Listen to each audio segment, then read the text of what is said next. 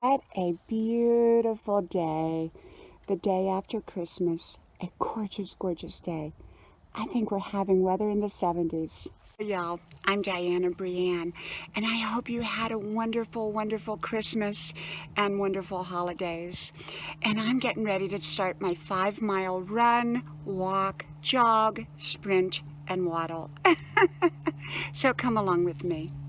It is absolutely a beautiful day.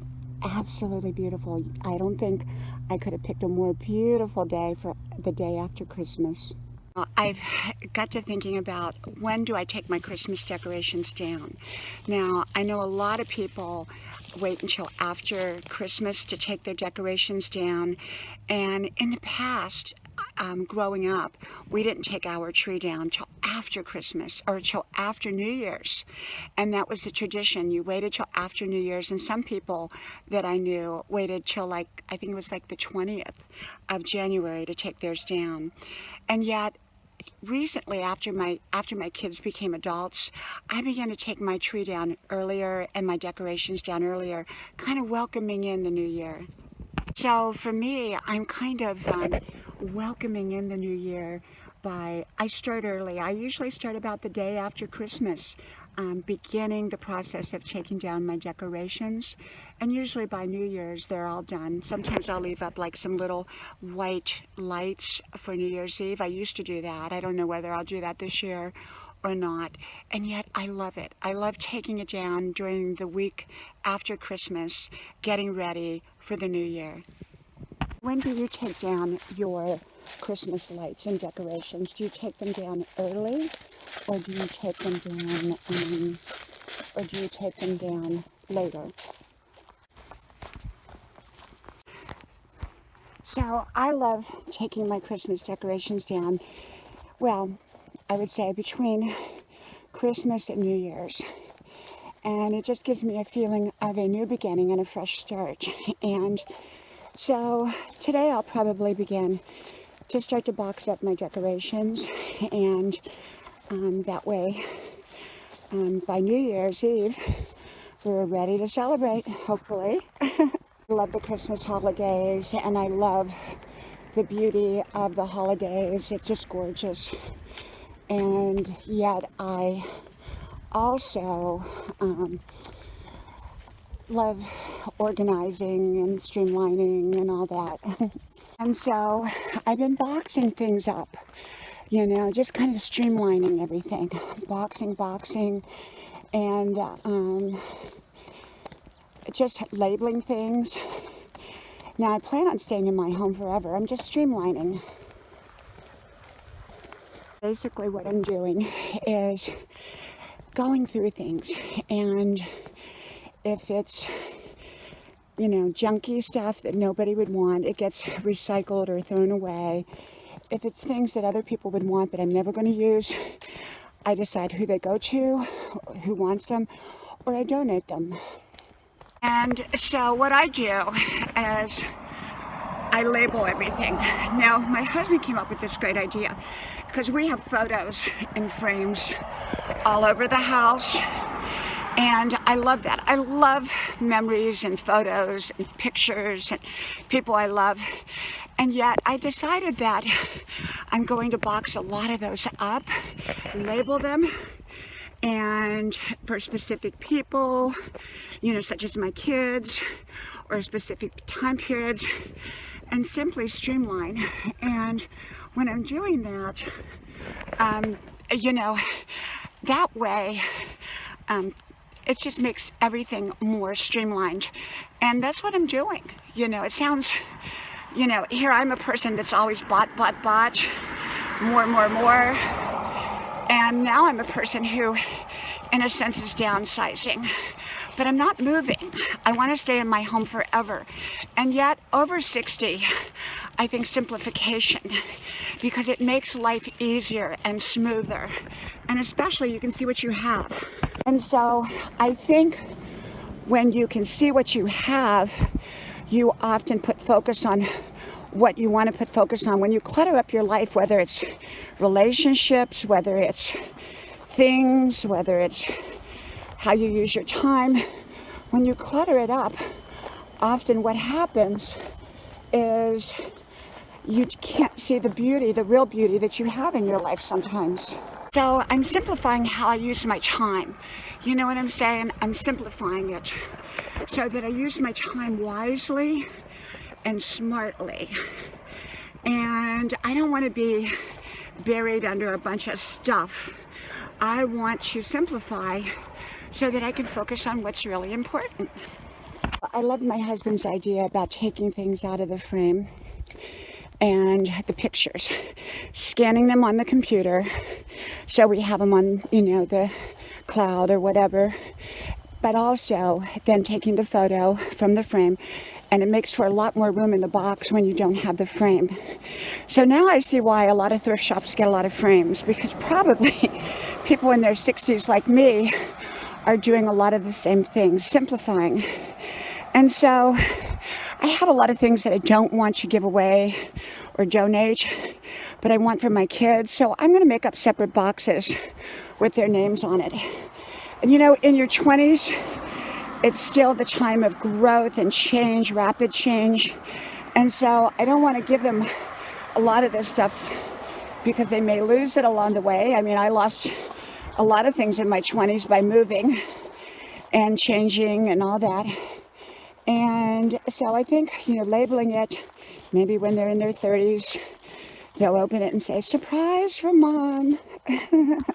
Stuff that I think that they would love, that will never be outdated. And so things that will never be outdated, and yet I don't want them to lose in their 20s. You know, I can keep them boxed up and put them in the attic and then give it to them when they're a little bit older. You know, maybe it's a quilt grandma had made, you know, and so, you know, we don't want to lose that. And I know in my 20s I moved around a lot, I changed jobs, and in those moves I did lose things. It wasn't really until my 30s that I was really able to hold on to most of the things that I wanted to hold on to.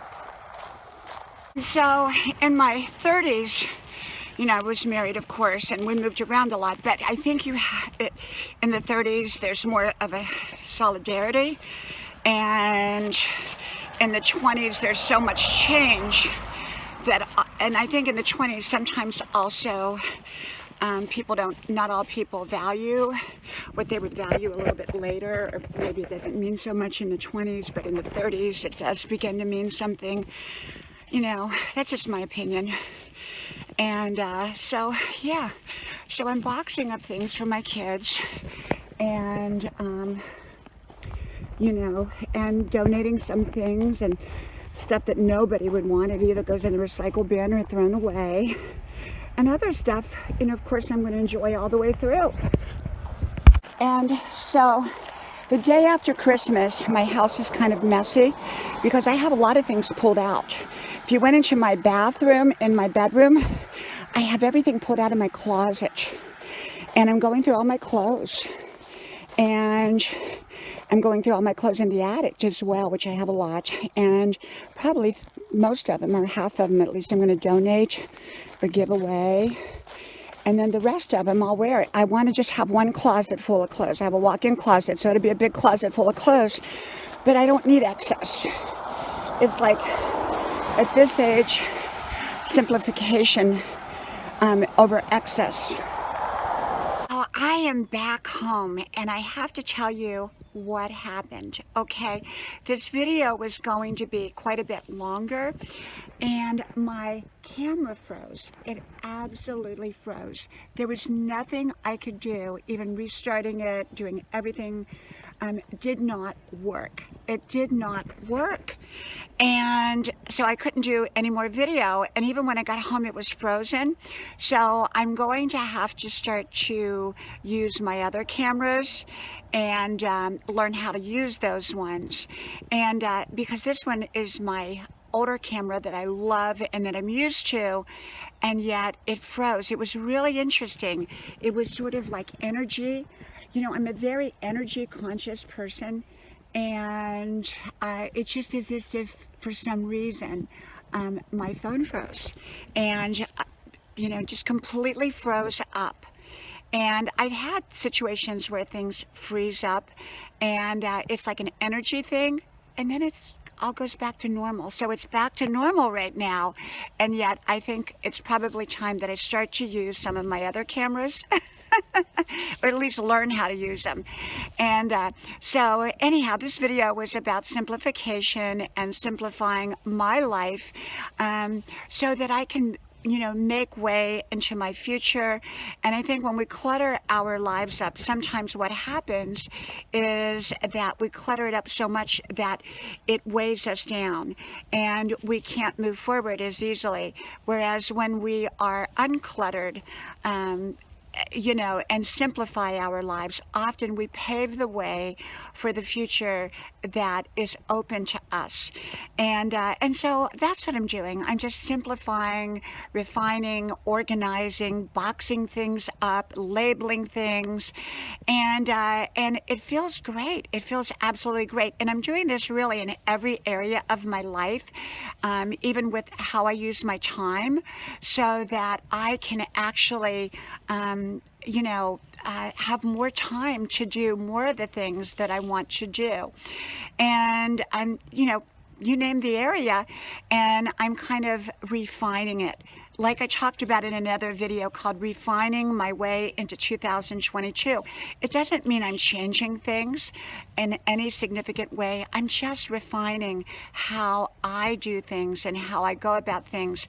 And part of that process is simplifying my life, whether it's things that I have. A lot of times, when you have a lot of clutter, even if it's beautiful clutter or good things, it takes a lot of work to maintain it. Whereas when you simplify it, it's less work, less time, and you can have more time to do other things. And so it's simply making way for more of the things, and the newness of a new year, a beginning of a new year.